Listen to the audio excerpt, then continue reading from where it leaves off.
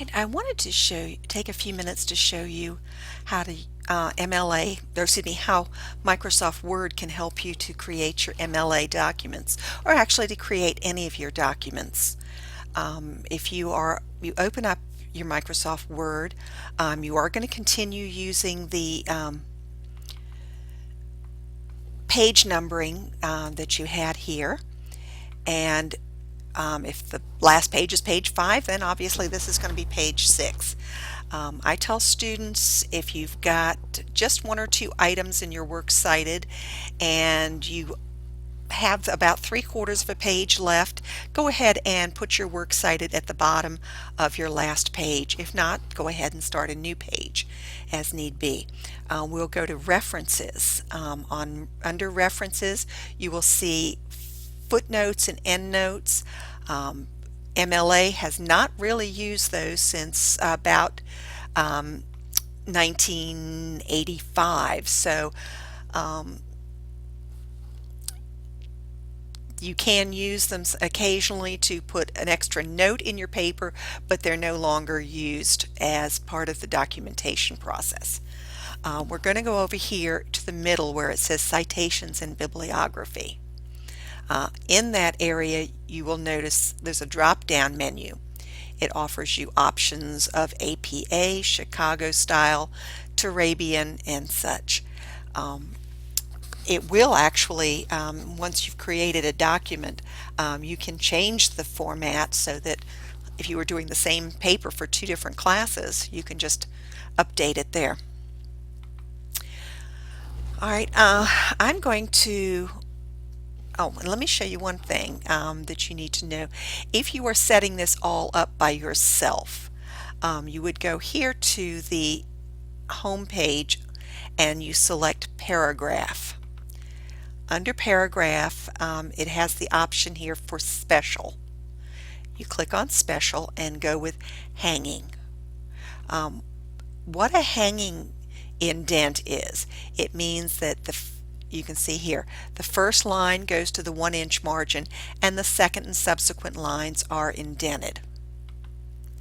Now, you don't actually have to do this if you are doing this reference area. It will do it for you automatically, but you have to know how to do this yourself, because some of these documentation programs, while they are helpful, they are not all going to do it right. So it's your job to make sure that it's done right. All right, one of the next step here is going to be insert citations. And let's assume we've got a new source. And the beauty of this is it allows you to tell it what kind of source that you're looking at. Document from a website, or actually a website there. And it will give you the everything that you need to put in your works cited, and so you just fill in the block here. You also see it says all bibliography fields. There is a difference between a bibliography and a works cited. The bibliography is everything you look at, whether you choose to use it or not. It doesn't matter. You would incorporate it, add that to your bibliography. Your works cited is only the things that you actually use on your paper. I think it's a great idea to go with a bibliography while you're doing your work, because you might change your mind. You'll look at something and think, oh, this is dumb, I'm not going to use it.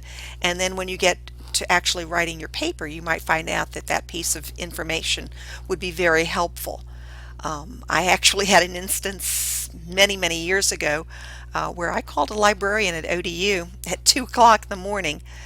During exam times, they were open 24 hours, and a librarian very kindly looked up a book for me to get the bibliographic information.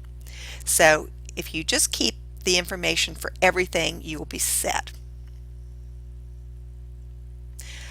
All right, we're not going to fill anything out here.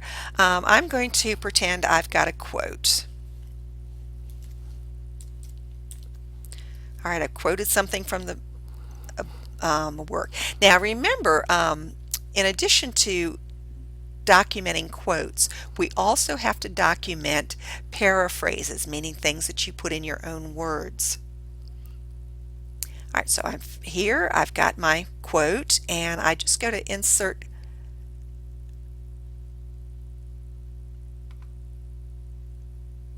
and it will do it correctly for me. There's the author's name. And this particular item didn't have any page numbers. All right, so that's it. The next step would be to go here to Manage Sources. And you can see there's the information, there's the one item. All right, I'm now going to go to Bibliography. And under Bibliography, I'm going to select Works Cited. And I enter that, and there you go. It puts the information in there, and it does it almost correctly. You'll notice Works Cited has not been centered. In MLA format, we do center the words Works Cited. All right, there are other sources that you can use for help on our library. This is our library page, and for those of you who weren't able to come in and see the reference library and information, there are some podcasts in here that show you how to use the TCC library, online library, the databases and such.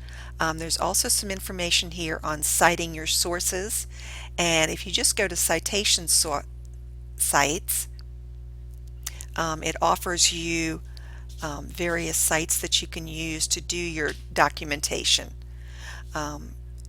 Again, just like I showed you in Microsoft Word, there's no guarantee that it's done correctly, and for that reason you want to make sure that you do keep your textbook, your little handbook.